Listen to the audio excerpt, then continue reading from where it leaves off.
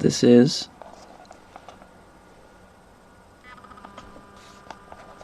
Cull the steel heart, melt the ice one, love the weak thing, say nothing of consolation but irrelevance, disaster, and non-existence.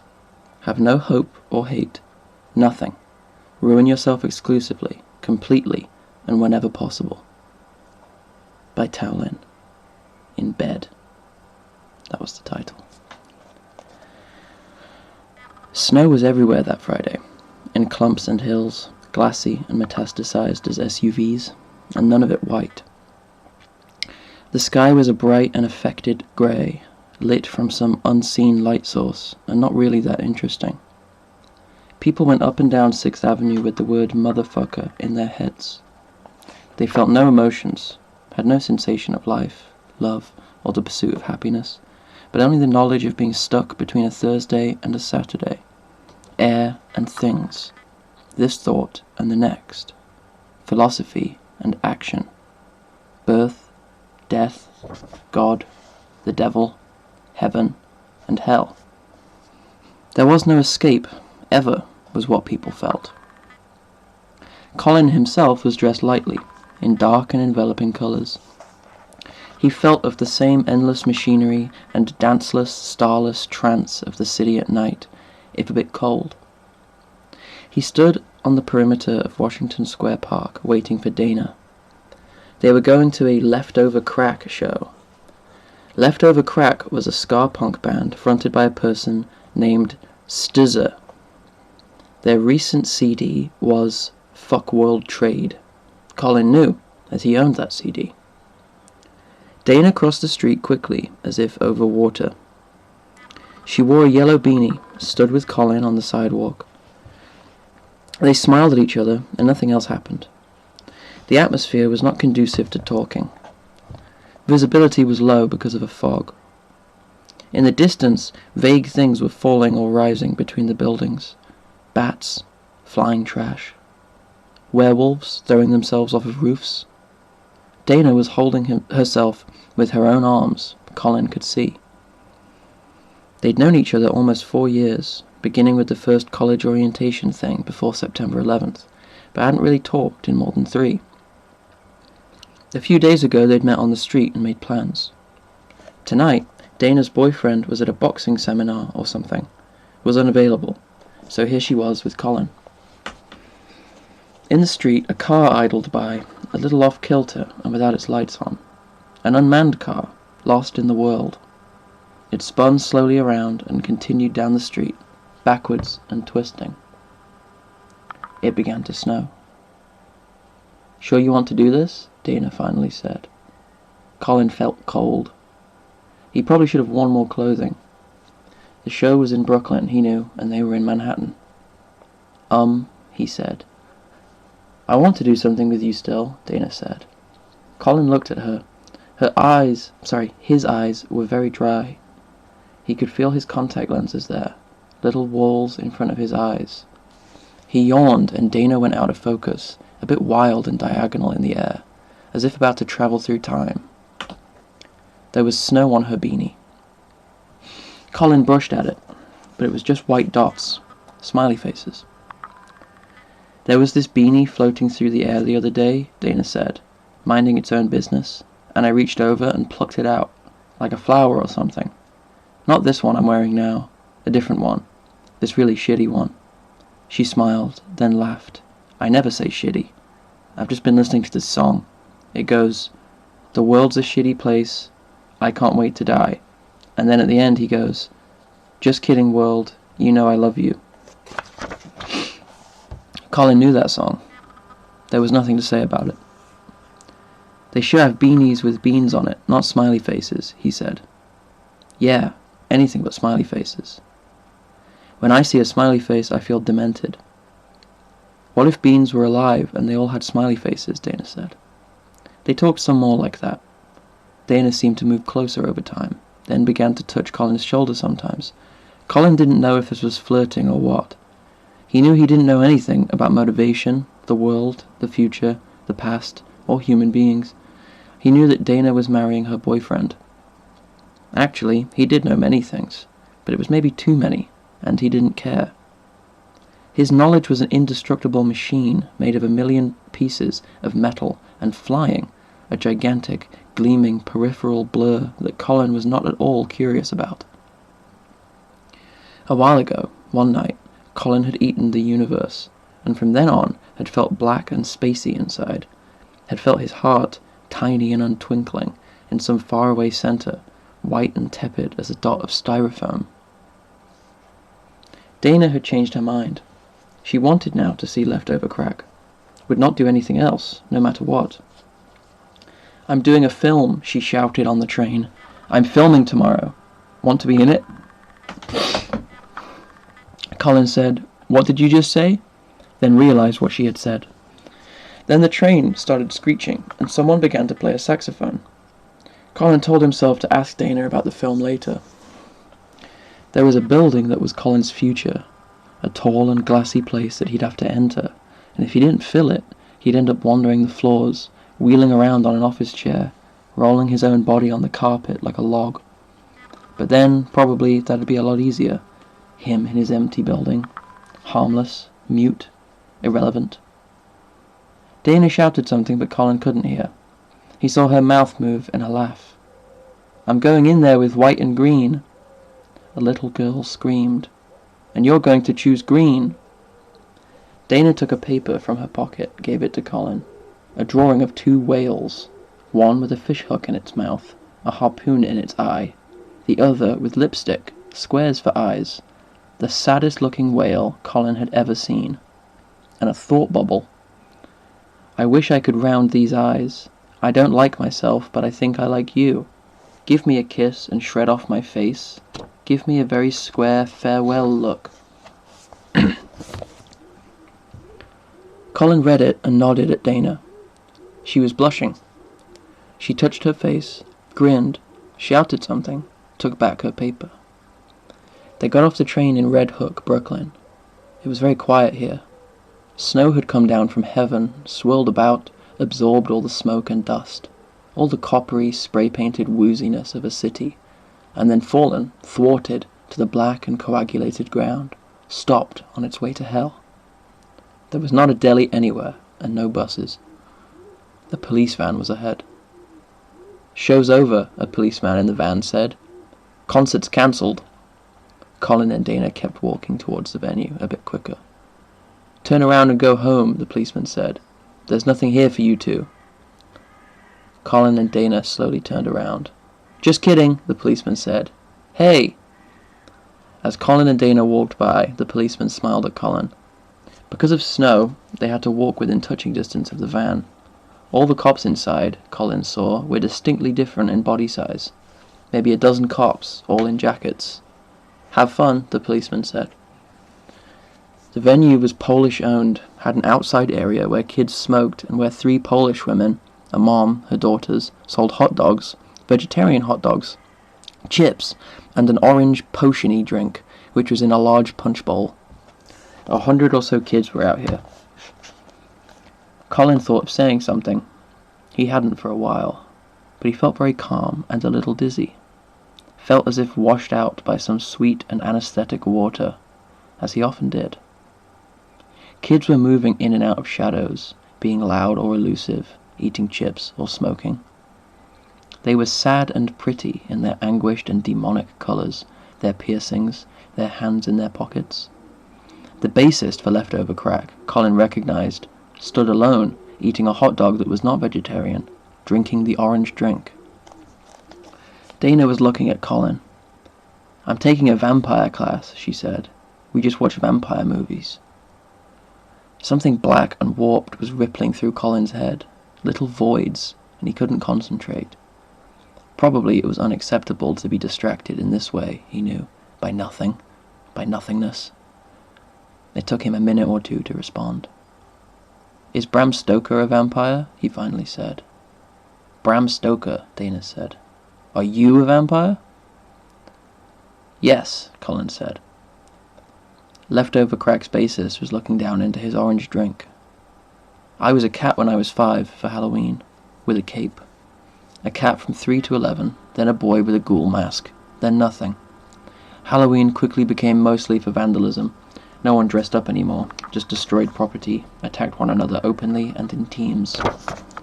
It was a different world back then. There were 1,000 different worlds. There were 1,000 different worlds in the world, Colin knew. Each had 100,000 secrets locked up in invisible steel rooms in the bright blue sky. Before bedtime, each night, you took a multiple-choice test based on those secrets. You never knew if you failed or what, and each morning you woke up with the uncertainty of that. You also woke with a craving for new and requited love. The craving was unrelated to the uncertainty. Both were loyal only to their own causes. You yourself had no cause, and seemed at times to simply be the effect of something. Fixed, unstoppable, existing by momentum only, but pretending always otherwise. "That's good for 5, Dana said. She touched his elbow. "Colin, you were a vampire cat." "Look at the bassist." Colin extended his arm straight out and pointed, startling himself in a dull and private way. He hadn't meant to point like this. Some kids saw Colin pointing and looked. The bassist noticed and moved the hot dog down to his side, held it there like it wasn't a hot dog, but something insurgent, a microphone or pipe bomb. Dana laughed. "You're embarrassing him." She slowly pulled Colin's hand down. "There aren't enough songs against McDonald's," Colin said. "There should be a song called Fuck McDonald's." He felt suddenly excited and looked directly into Dana's face. He was not afraid. There was her face. At night, it would move through his vision, colourless and behind the eyes, like a phantom, floating. A floating bird, a hood of wings folding away. "Do you think McDonald's is objectively bad?" "I think so," Dana said. "Yeah, I agree with you." Colin looked away. Leftover Crack, he knew, had a song called Fuck America. It had begun to play in his head. It was catchy. It had rhyming couplets. "McDonald's will bloom as the major competition between Jesus and the devil for this government's religion. People so caught up in the freedom that they see, while America's fucking over every single country. Something something, chorus something. Fuck America, fuck America, fuck America, fuck America. Outro." Dana was talking about if she were Bill Gates. "I'd do things about McDonald's," she was saying. "I'd end the McDonald's Corporation somehow, with Windows software." "They'll sue you." Colin didn't feel excited anymore. He felt drugged and indifferent. Something enormous and depressed and on drugs had moved through him, had been watching him from a distance, and had now come and moved through him. "I'll sell them faulty windows that would keep breaking," Dana said. She laughed. "So their restaurants will look all dilapidated. When they sue me, I'll bribe the Supreme Court. I'll give them supercomputers. Colin, I really like supercomputers for some reason. They're so big and sad. I just want to take care of them. I get these urges." Colin wondered if Dana talked this way to her boyfriend. He knew nothing about Dana's boyfriend, except that his name was Tyson, and all Colin could ever think was Mike Tyson. Colin liked Mike Tyson. He didn't know much about Dana anymore. They had talked a lot at first, years ago, that first August before school, before September 11th, all day, walking up and down Manhattan, side to side, through parks. But Colin couldn't remember any specifics unless he tried very hard, and he didn't feel like trying that hard. Leftover Crack had a history of interband disputes. At a show Colin had attended, the guitarist had left the venue after Stuzza became depressed and smashed his guitar, the body snapping cleanly and quietly from the neck, as if willingly, and sang a few songs lying flat on his back. Another time, at CBGB, a few months after September 11th, the guitarist had on a fawn-coloured sweater over a crisp white shirt for some reason, and had said, in a sincere way, that he was proud to be an American, that it really moved him how everyone had come together. Then Stizza had said that September 11th was the greatest day of his miserable life. Then they had played Stop the Insanity, Let's End Humanity, or something. On stage now, Leftover Crack's bassist walked to his bass, picked it up, strapped it on, and stood waiting for the others. His face was expressionless, and he did not move his eyes, mouth, head, or legs. His shirt said, "No cash." The guitarist was asking the crowd for beer. Someone passed up a shiny blue plastic cup, but it wasn't beer. "Somebody pass this fucker a beer," Stizza said. "If I don't get a beer," the guitarist said, "I'll put my guitar down, smoke some crack, drink a 40. Seriously, I don't care." He had just done a set with his own band. He had his own band. "We all know, dude," Stizza said. "We all know." They played Gay Rude Boys Unite, Take Back the Dance Hall, their anti-homophobia song. Money, their anti-money song. Life is Pain, their anti-breeding song. And Suicide, A Better Way, their pro-suicide song. Behind them, against the wall, was a large upside-down American flag with a pentagram drawn over it in black marker. In the corner was a little silvery 666. Colin and Dana stood to the side, back a little. Both had toilet paper packed in their ears. About 10 songs in, Dana pushed Colin toward the middle and front. They were squished, were pushing forward and screaming the lyrics, and then Colin fell back into a circle pit area, was okay for a while, moving quick and unharmed, but then was elbowed someplace and smacked in the side by someone's fat, hard body. He fell to the ground, which was cool and sticky. Kids picked him up, righted him, squared his shoulders. "My shoe," Colin said. "My shoe fell off." Kids began to search for his shoe. Then someone was slapping Colin's cheek with his shoe and giving him his shoe. Colin saw some yellow and pushed up front. Stizza was dancing something like a jig on stage, rapping. "Incarcerate the youth of the next generation, and you get the high fives at the police station." Colin screamed the lyrics for a few songs. Leftover Crack played Born to Die, their usual closer. "I just can't escape the lying. The moment we're born, we're dying." And right after that, the venue people turned on the lights. The house music was death metal. Colin found Dana, and they stood around for a while. They used the bathroom. They wandered to the outside area, where a girl was interviewing Stizza. "All right," the girl was saying. She had bright orange hair and a large tape recorder, and was young, maybe in 8th grade. "So what's the point of what you're doing? What do you hope to gain?"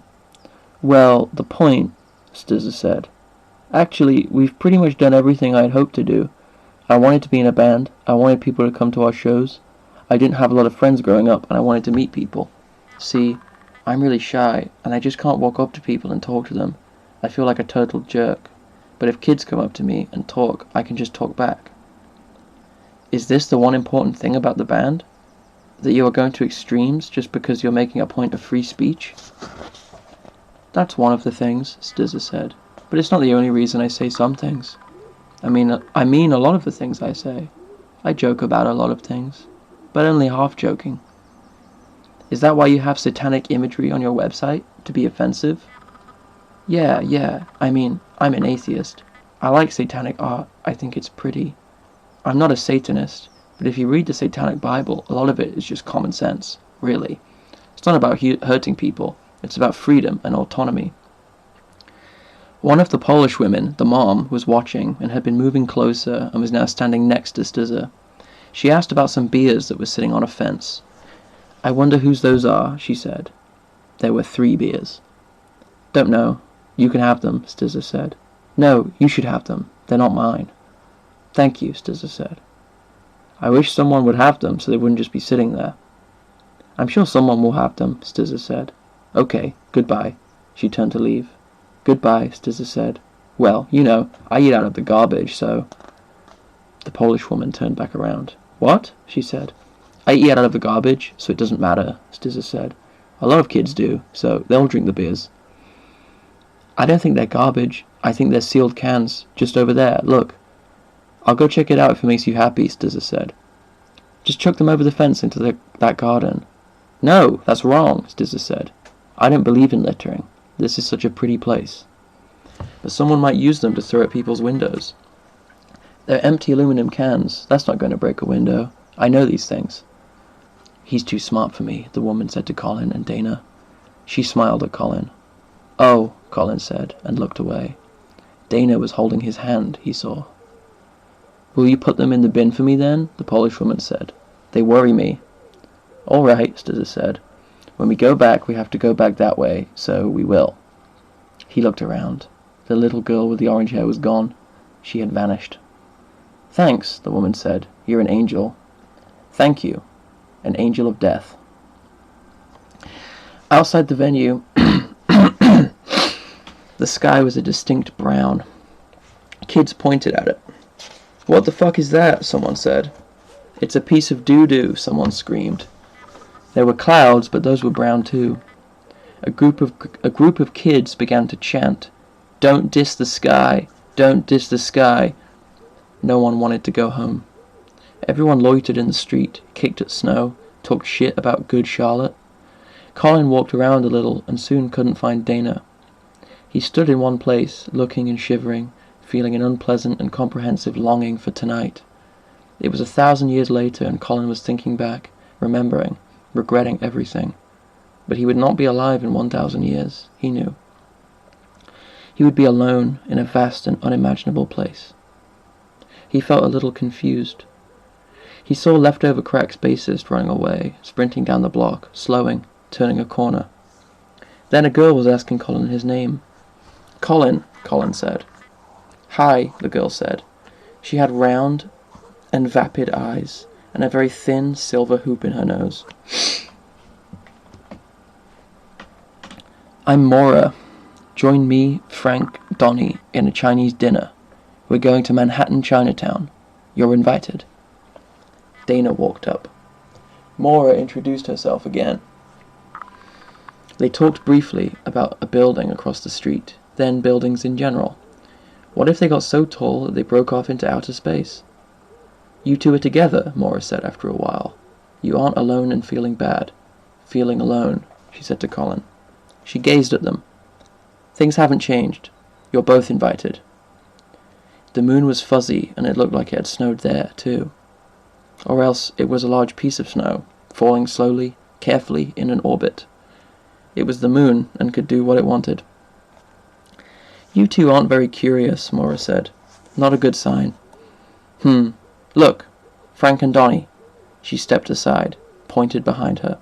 Frank and Donnie were standing there, small and indistinct, down 2 or 3 blocks. At the Chinese restaurant, Maura had an idea that everyone should spend all their money tonight. They'd found a homeless person on the train, and he was here with them too, a short, bearded man who hadn't said anything. They put their money together, a little over $100. Maura brought the cash to the large Chinese woman in charge of the place and asked her to order for them, and keep 20% for tip. A waiter appeared and engaged the Chinese woman in conversation without looking at her. Dana's cell phone rang.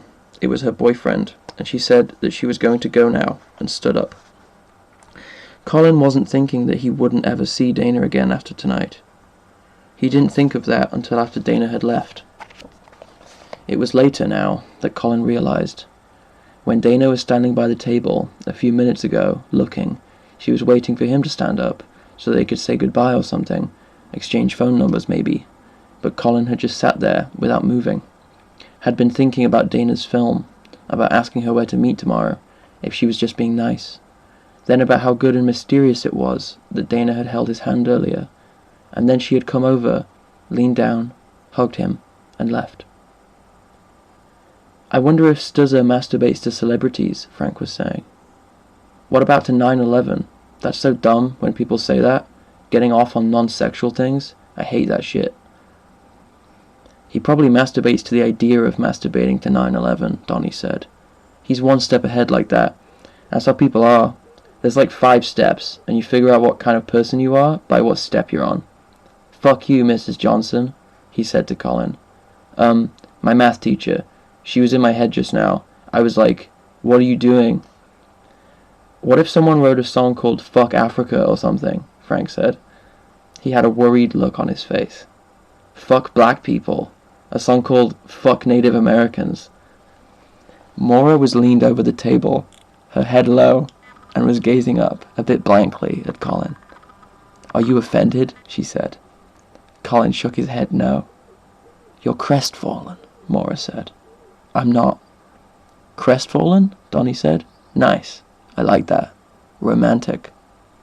"What if Stizzer saw a slide," Frank said, "like a playground slide, in a field somewhere, and he was alone, no one was watching? Would he do it?" "He'd probably hide in it, on top, and masturbate to the idea of hiding there and masturbating," Donnie said. "See how we're different? I'm on one step, you're on another, lower step. Me and Stizzer are pointing and laughing at you." "No, because I'm being serious," Frank said. "I'm on an elevator or something, being serious." "I'm operating your elevator," Donnie said. "Your elevator's a cardboard box. You live in a cardboard home and sit there being serious all day. At night, you make beast-like noises. You clutch your face in horror." Donnie looked off to the side at something. He'd do the slide," Frank said. "I wouldn't, though. I'd be too apathetic. I'd be like, what difference does it make? Stizzer would be like, hey, a slide." Stizzer wouldn't get along with Bin Laden. Frank was shaking his head. Stizzer would be all sarcastic. Stizzer would be all sarcastic, and Bin Laden wouldn't get it. They'd just have all these awkward silences. Bin Laden would murder Stizzer in his sleep. "Apathetic is pathetic with an A," Donnie said. "Osama bin Laden," Maura said. "Ouch." Her head lay on its side. On her arms, on the table. Her eyes were closed. "I feel so alone when I close my eyes and talk. I hear my voice, and everywhere else is this sad music, like, behind me." She began to hum very quietly. La la la, Did she say sad music or sadistic music? Donnie said. He put his hand in the air. "Give me 5, he said to Frank. "Give me a high five for what I just said." Frank looked at Donnie. "I wonder if Bin Laden ever gets depressed," he said. "I'm serious. I think about this a lot. Depressed people are so depressed and harmless. Bin Laden and everyone, Bush, they're always grinning on TV. What the fuck is that? No one ever thinks about this shit, really." There was a metal rod inside of Colin. The rod went up from his stomach into the middle of his head. It was made of steel and sugar, and had been dissolving inside of Colin for 10 or 15 years, slow and sweet, above and behind his tongue, and he would taste it in that way, like an aftertaste, removed and seeping and outside of the mouth.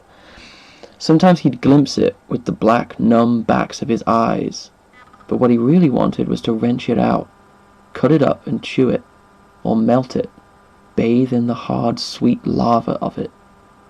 Their food came. 3 dishes, then 3 more, then a pot of something murky and deep.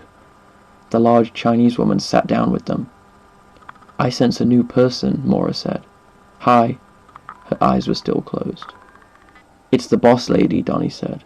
Maura sat up, opened her eyes, asked the Chinese woman about getting some more homeless people to come help eat. The Chinese woman laughed. She shouted something, and the waiter left the restaurant on a bike. The short homeless man was eating, and so was Colin, but no one else. "My phys ed teacher person called me home slice yesterday," Frank said. "What the hell is that?" He kept doing it. "He probably said he needed to go home and slice some pizza," Donnie said. "I'm going to go home, slice some pizza." "No, he was like, 'Frank, home slice, get over here and do 20 push-ups.' You should have said, 'Your mom's a home slice,' then stayed where you were, doing 0 push-ups." "I feel depressed," Frank said. "Do you know?" Maura said to Colin. "What is a home slice? You're older than us. You're wiser." "Crestfallen," Donnie said. Colin looked up and shook his head. Blood moved slowly and disproportionately through his head, like a water and a syrup both. He concentrated on eating a piece of vegetable. It wouldn't fit in his mouth, and he concentrated on that. You seem hungry, Morris said. Are you undernourished? Are you a reporter? Donnie said. I've had this bad vibe that you're a reporter from USA Today. When I saw you, the headline came into my head. Teenage terrorism gangs at punk shows. And it had a bar graph. I was like, that's not right. That's fucked up. The bar graph, I mean. Frank began to eat. He had a damaged, pensive look on his face. He ate rice. I don't think you are, Morris said. Your posture. She gazed at Colin. Reporters wouldn't dare have your posture. Reporters have horse eyes. You have bird eyes. You don't move your head to look at something. You move your eyes. I'm going to carpet bomb the Super Bowl with my Al-Qaeda friend, who lives on 2nd Avenue and... Donnie said. He stared at Colin, who was looking down, at all the vegetables that he had moved onto his plate. There was a withered piece of carrot, a mushroom, a pile of baby corn, and an enormous green thing. Reporters aren't as hungry as you, Morris said. Frank stood up. I'm going to the bathroom to vomit, he said, and went there. I like you, Colin, Donnie said. He looked around. I mean it. I usually hate all people. You should come to my birthday party next week. I don't have friends. Just these people here, and they don't even like me. Frank. Ha! I don't ever talk this much. I'm probably on anti-anxiety drugs right now. I'm always like, I hate you, what's the point of talking? Or I'm walking around and I'm all like, I'm normal. I'm a normal person. Fuck all these weirdos. Really, I'm probably exactly like you. Exactly. You should see me at school. I stare at the wall. There's this wall. Anyway, his voice was wavering a bit. He took out a 3x5 note card and set it in front of Colin. Donnie's birthday extravaganza. No clowns, no presents, no singing. Fuck no. No cake, no nothing. Sure to be a depressing time for everyone involved. You shouldn't even come. Please. The waiter came back with his bike and 3 other people. His twin, a tall and bearded man, and a tiny, wrinkled, peanut-coloured woman. They pulled up another table and sat down. The waiter went and got more soup and bowls. These are gargantuan, the short, homeless man said. He held his bowl up to the light and everyone looked. It was a normal-sized bowl. The tall man smelled a little sour. He was sitting by Colin and now stood up. Thank you, sir, he said to Colin, and sat down. Colin said something shocking yet compassionate, but he wasn't sure what exactly, or if, even as he didn't hear his own voice... Colin said something shocking yet compassionate, but he wasn't sure what exactly, or if, even, as he didn't hear his own voice, and also had been thinking about something completely else. Thank you, Colin, the short man said. Thank you, Colin, sir, the tall man said. The tiny, wrinkled woman was smiling very pleasantly. She had a little teacup in front of her. The waiter's twin had on a NASA hoodie and was talking to Donnie.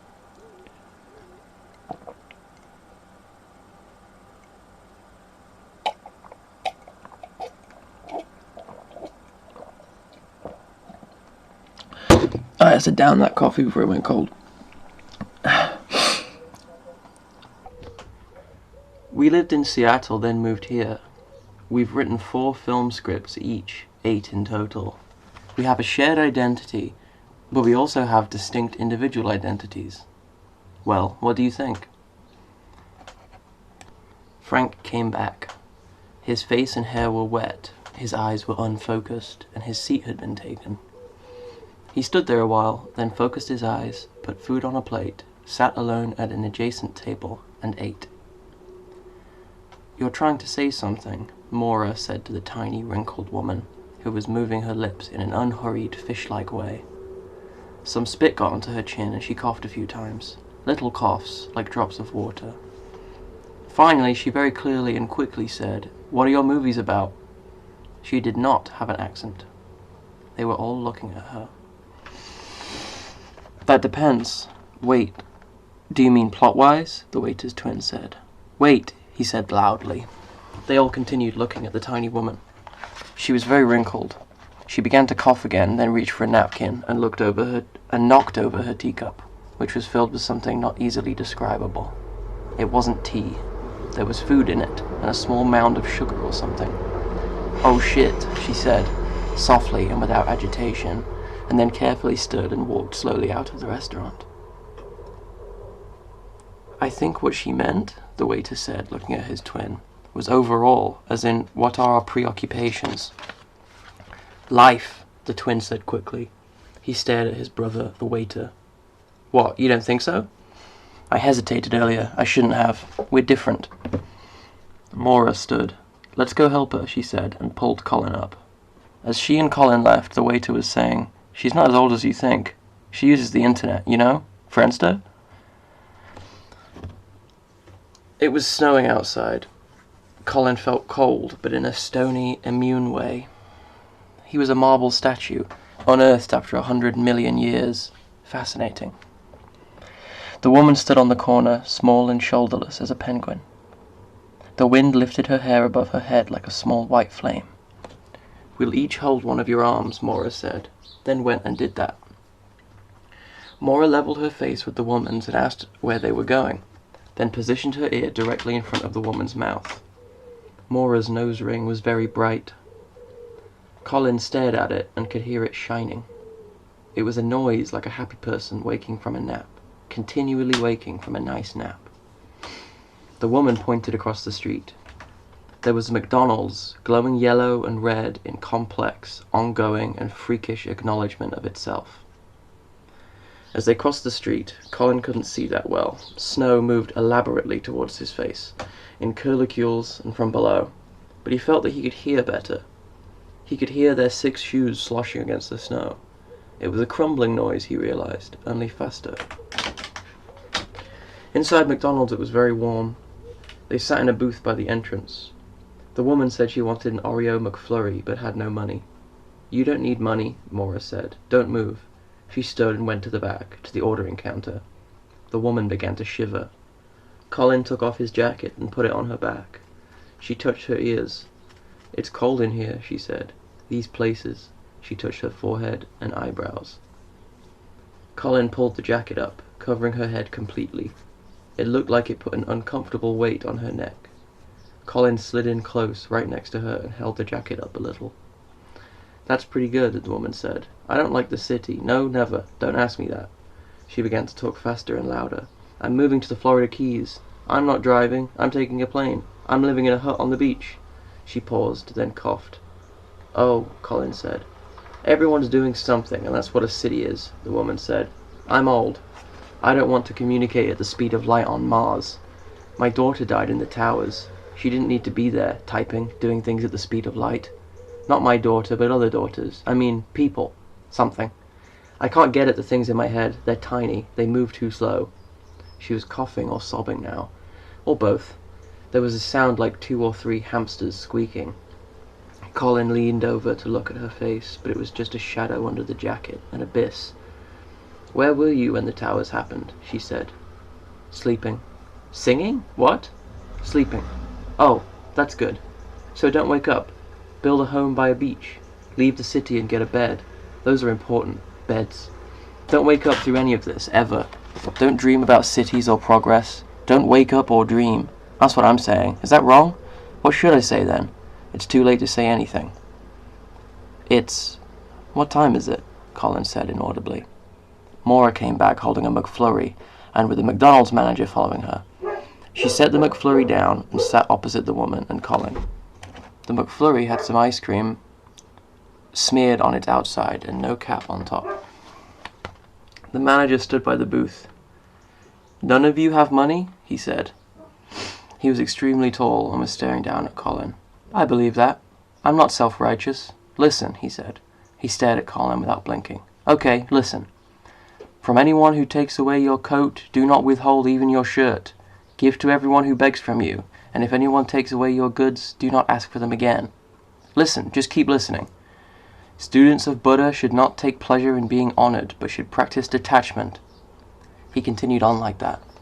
Colin's eyes were very dry. He was staring back at the manager, wide-eyed, and when he finally blinked, Both his contact lenses crinkled and fell out onto his cheeks. He brushed them quickly off his face. The manager stopped talking and affected a sudden, neutral expression. He stared at Colin's contact lenses, which were on the table. "Do you need something for those?" the manager said slowly. "Yeah, I think you need alcohol solution to clean them now that they're dirty." "It's good to not wear them sometimes, for a change," Maura said. "Once a year, week." They were all looking at the contact lenses, which were squirming a little, slowly unfolding. The old woman was weeping and coughing very quietly. Colin brushed at the contact lenses until they fell off the table. He was blushing hard and was sweating a little in some places. He rested his hands in his lap and felt them there, light as gloves, gentle and dead as birds. The manager took from his pocket a colourful wad of Monopoly money. He stuffed that quickly back in his pocket, then took a $5 bill from another pocket. "Here," he said. He set it on the table, looked at it, flattened it out. "That's $5 real." He smiled and looked very happy. He smiled less after a while, then renewed his smile, then left. "People can be so nice," Maura said. She was looking at the woman. "Maybe you shouldn't eat that freezing cold. You're shivering. You're hyperventilating." The woman moved the McFlurry into the dark area below the jacket, and the weeping noise stopped. Maura climbed over the table and held the woman. She set the side of her head lightly against the woman's back and closed her eyes. "I've wanted to ask about your friend Dana," she said after a while. It was snowing very hard outside. Snow was flying against the glass, then vanishing, quiet and rescued as the tiny ghosts of baby doves. Everything else outside was a lucid and excited black. "What do I want to know?" Maura said. "I don't know. Something." She began to hum loudly. Colin had been thinking about the week after September 11th, had been thinking about that for a long time, but wasn't anymore. He wasn't thinking anything anymore. He was the effect of some inception. There was the first thing, and then so on, and all the rest being effect, and there was nothing Colin could do about that. If he was going to feel this way, then he was going to feel this way. Feelings were a part of the effect too. The effect was everything, and forever. It couldn't be changed or gotten out of. But Colin wasn't thinking or feeling any of this, really. It was all just there, in him. What he'd think or feel if he were to. It was a leaf waiting for him. His heart was a leaf. A white leaf inside a gigantic noise. September 11th, that Tuesday, Colin had called Dana's room and left a message. He called again the next day and left another. It was the second week of college, and Colin didn't know anyone. He spent that week lying awake in his room, listening to music, not eating barely anything. Mostly just thinking about Dana, waiting for her call. By Friday, Colin had convinced himself that Dana hadn't called because she had left the city. A lot of people had. His roommate had. Though, really, he wasn't sure, as he'd been thinking about when they last hung out. It had been different than the times before. They hadn't had fun, really, not nearly as much as at first, and hadn't made plans. But then maybe she had just left the city. It wasn't until a few months later, after Dana met her boyfriend, that Colin found out she had been across Washington Square Park all that week. She hadn't left, hadn't called. But that was later. On Friday, Colin could still feel a little less lonely thinking about Dana. That night they were showing movies for free at Union Square, and Colin went. There were many homeless people, all of them alone. No one wanted to sit by a homeless person, with their puffy, godless coats, their animal largeness. But then every seat filled, and some people had to. Colin was a little dazed watching this, and had stopped for a time, feeling sorry for himself, but for everyone else. Everything. The movie was very independent and very sad. Outside, the streets were closed to cars. People walked on them. Missing person flyers were taped over ads and poles. It was very quiet without any cars. Colin felt vast and detailless and disembodied. It was the same tired and endless feeling everywhere he felt, inside of him and out, in the stung and ashen air, the buildings tall and pale as apparitions, the strange and lowered sky. Colin didn't want to go back to his room. He walked around for a very long time, looking down at the sidewalks and streets, and thought of the things he and Dana might say to each other if she were with him. And every once in a while he would catch himself smiling and laughing a little, and it was those moments right after, as, having lapsed into fantasy, there was a correction, a moment of nothing, and then a loose and sudden rush back into the real world in a trick of escape, as if to some new place of possibilities, that he felt at once, and with clarity, most exhilarated, appreciative, disappointed, and accepting.